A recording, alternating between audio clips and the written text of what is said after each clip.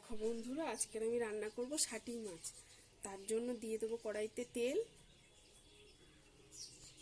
তেল গরম হয়ে গেছে, আমি নুন হলুদ মাখিয়ে রেখেছিলাম মাছটাকে, আর মাছটাকে দিয়ে দেবো।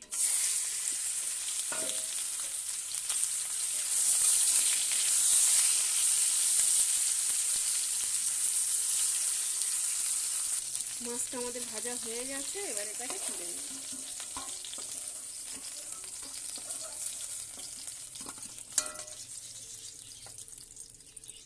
দিয়ে দেবো পেঁয়াজ, দিয়ে দেবো রসুন,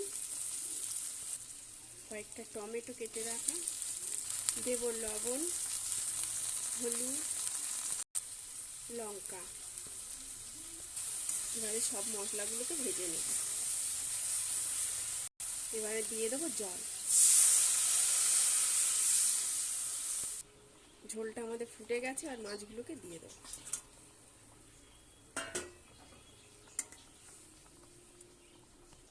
দিয়ে দেবো একটু গরম মশলা,